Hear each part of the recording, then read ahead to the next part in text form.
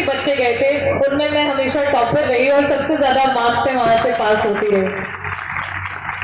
फिर उसके बाद जब वहां से पढ़ाई की तो फिर मन हुआ और एक प्रबल इच्छा रही कि देश का जो सबसे बड़ा इंस्टीट्यूट है जिसे हम सब एम्स के नाम से जानते हैं, दिल्ली का एम्स, मेरी इच्छा थी कि बप्पा वहां पहुंचा दो।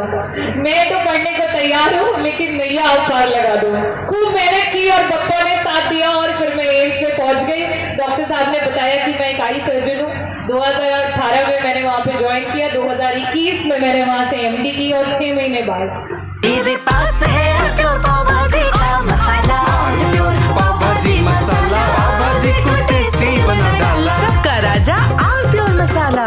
हमारी पार्टी के राष्ट्रीय अध्यक्ष जी ने आशीर्वाद दिया, टिकट दी और आप लोगों के बीच में सबसे कम उम्र की महिला विधायक के रूप में विधानसभा में पहुंचे। और इसके बाद की तो जर्नी आप सभी देख रहे हैं।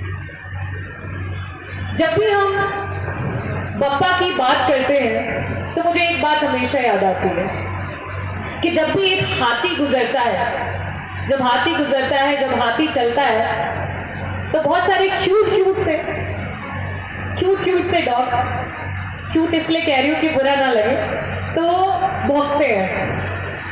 और जो आगे, हाँ, हाथी के आगे खड़े लोग होते हैं वो हाथ जोड़ करके प्रणाम करते हैं क्योंकि वो हमारे बप्पा का प्रतीक है। तो इससे हमें क्या समझ में आता है? इससे हमें समझ में आता है कि बप्पा यही कहते हैं, ये जो हमारे प्यारे प्यारे पपीज और डॉग्स हैं वो उन्हें देख करके क्यों भौंक रहे हैं? इसलिए भौंक रहे हैं कि अरे हाथी तू इतना बड़ा और मैं इतना छोटा हूँ? नहीं, ये इसलिए भौंक रहे हैं क्योंकि उस हाथी के सामने जो सामने खड़े हुए लोग हैं उसे वो हाथ से प्रणाम करके झुक करके नमस्कार कर रहे हैं और इसलिए भौंक रहे हैं कि तुम्हें नमस्कार कर रहे और मुझे नहीं कह रहे। लेकिन हाथी कभी मजाल हो के पीछे मुड़ करके देखता है क्या? कभी नहीं देखता। तो बप्पा भी यही बताते हैं कि आप जब आगे बढ़ोगे, संघर्ष करोगे और आपका जब नाम होगा, आप जब काम करोगे और नाम कमाओगे तो लोग आपकी सराहना करेंगे, झुक करके नमस्कार भी करेंगे, आपकी तारीफ भी करेंगे। लेकिन कुछ ऐसे भी लोग मिलेंगे जो आपको हमेशा कुछ ना कुछ सुनाते रहेंगे। लेकिन बप्पा ने हमेशा कहा है जितना भी अच्छा करोगे कुछ ना कुछ तो सुनने को मिलेगा, लेकिन आपका सिर्फ एक ही काम है, उस हाथी की तरह आगे बढ़ते चले जाना। कभी पीछे मुड़कर जो आपको डिस्टर्ब कर रहे हैं उनको नहीं देखना।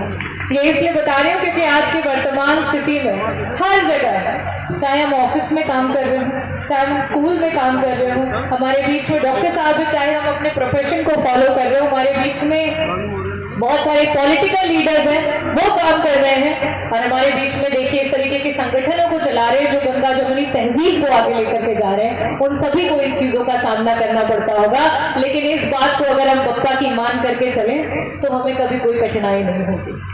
अच्छा, एक चीज और है, अभी हमने कुछ तो सस्ता लो, सब बढ़िया लो, इसमें क्या खास बात है? थोड़े में ज्यादा स्वाद, यही तो है इसकी खास बात।